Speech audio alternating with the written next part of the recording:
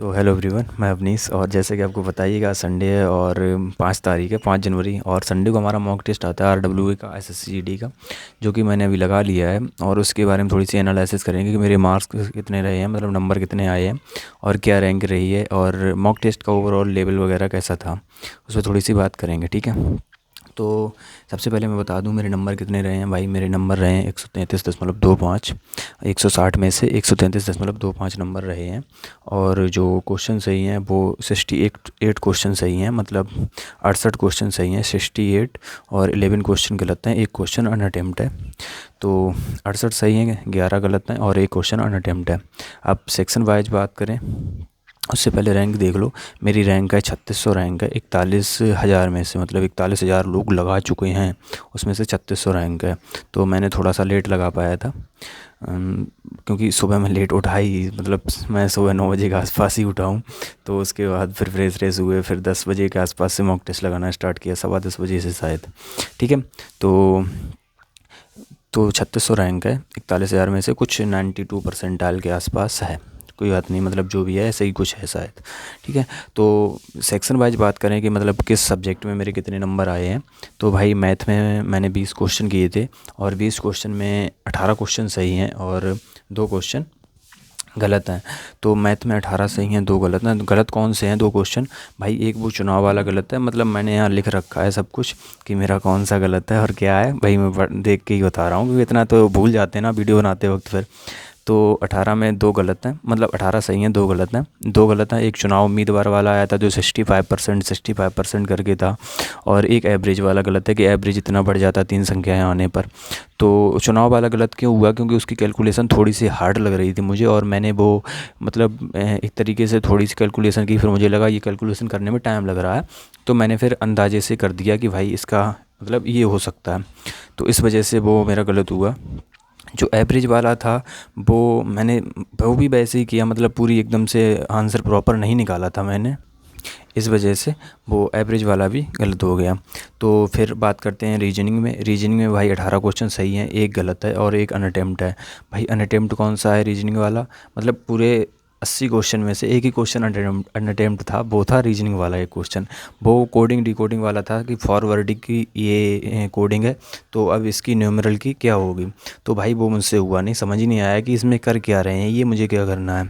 ठीक है। और जो गलत हुआ एक क्वेश्चन वो था भाई कि त्रिभुज वाला, जो त्रिभुज उसमें पूछ रहे थे कि कितने ट्रायंगल हैं, वो भाई गलत हुआ मुझसे। और उससे शायद उसमें मैंने शायद 42 त्रिभुज निकाले थे, उसका आंसर मुझे पता नहीं कितने हैं, मैंने देखा नहीं। ठीक है। और 18 क्वेश्चन सही है रीजनिंग में। ठीक है। बात करें हिंदी की, तो भाई हिंदी में 18 क्वेश्चन सही हैं, 2 क्वेश्चन गलत हैं, मतलब 20 किए थे, 18 सही हैं, 2 गलत हैं।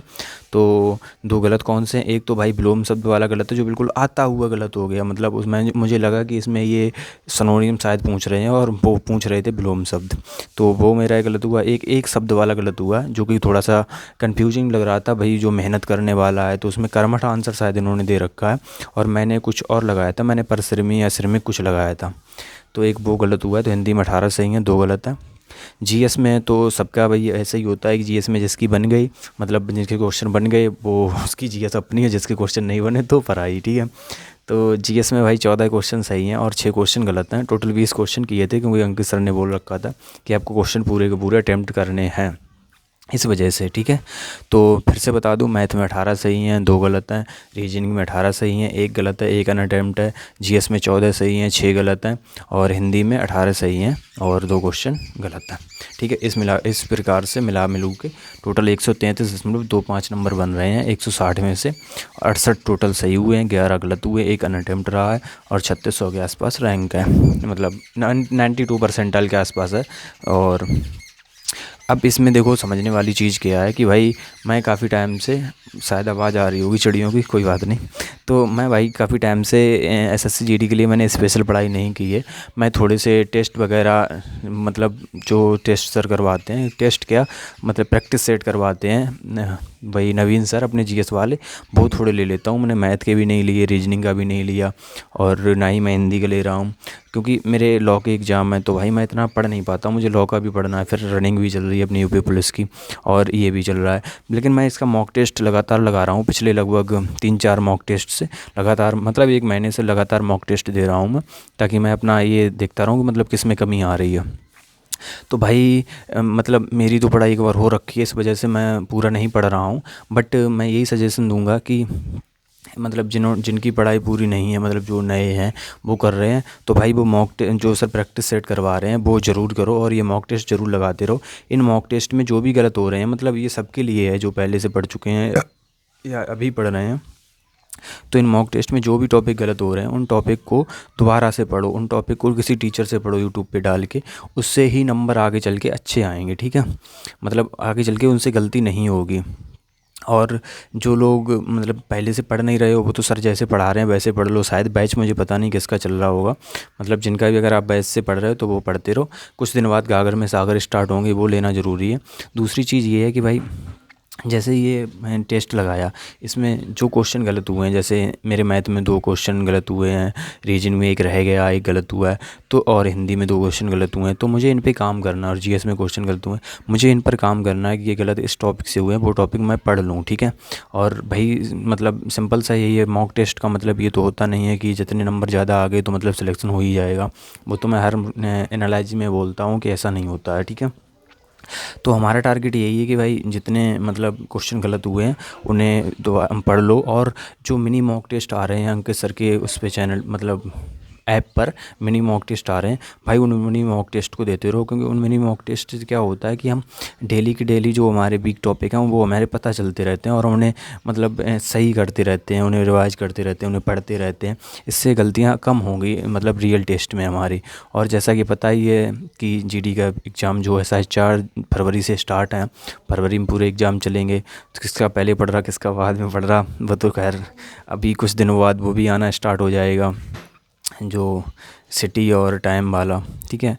तो यही है। और अपना बताओ कैसे क्या रहा है। बट ओवरऑल लेवल की बात करें तो ठीक लेवल था, कोई ज़्यादा कठिन लेवल नहीं था, बट इतना ज़्यादा सरल भी नहीं था। क्योंकि मतलब सरल क्या है, इसमें दिमाग लगाना पड़ता है। दिमाग लगाना इन द सेंस मतलब टेस्ट देते टाइम जो आते हुए क्वेश्चन है वो गलत नहीं होने चाहिए। जैसे मैंने ये चुनाव वाला एवरेज वाला दोनों क्वेश्चन मैं चाहता तो टाइम दे के थोड़ा सा कर सकता था, बट मैंने जल्दबाजी में गलत कर लिए, ठीक है। त्रिभुज कितने हैं ये वाला क्वेश्चन भी सही हो सकता था, बट जल्दबाजी में गलत हो लिया। मतलब लगा कि ठीक है इतने ही होंगे, और ज़्यादा देखा नहीं। जीएस तो भाई सबकी ऐसी ही है, बस जीएस जितनी रिवीजन कर सकते हो, जितनी पढ़ सकते हो उतने पढ़ते रहो। रही बात हिंदी की, तो हिंदी में भी भाई रिवीजन ही है, मतलब जो गलत हो टॉपिक उनसे रिवीजन कर लो, और वो आगे चल के गलत ना हो, बस यही टारगेट रखो। लेवल ओवरऑल ठीक था। मुझे लग रहा है कि अगर ऐसे पेपर आता है तो मतलब 120 के आसपास जिनके नंबर बन रहे हैं बहुत अच्छे नंबर बन रहे हैं। बट ऐसा नहीं है जिनके 120 से कम बन रहे हैं तो वो मतलब काफ़ी लोअर लेवल पे हैं, ऐसा कुछ नहीं है, ठीक है। मतलब कुल मिला के आपको टारगेट यही रखना है। अगर आप यूपी जैसी एरिया से हैं, या फिर जो हिंदी भाषी स्टेट हैं जहाँ की कट ऑफ बहुत हाई जाती है, जैसे यूपी, राजस्थान, बिहार, और मतलब बॉर्डर एरिया है तो अलग बात है, बिहार और ये उत्तराखंड वगैरह, अब तो दिल्ली की भी हाई जाती है, मतलब इन सब की हाई जाती है, ठीक है। अगर आप ऐसे स्टेट से हैं तो आपको मतलब ध्यान मतलब टारगेट यही करके चलना है कि इस तरीके की टेस्ट में हम 90 परसेंटाइल से ऊपर रहें।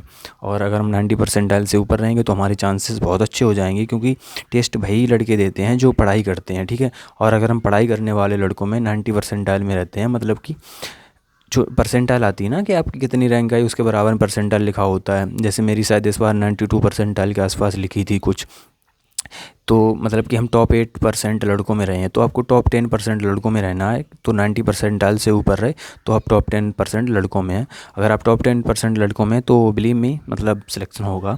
बस आप लगातार पढ़ते रहें, ऐसा ना हो कि आप टॉप 10% में आने के बाद पढ़ाई छोड़ दें, आपको लगे कि ठीक है अब तो सिलेक्शन हो ही गया, ऐसा कुछ नहीं होता है।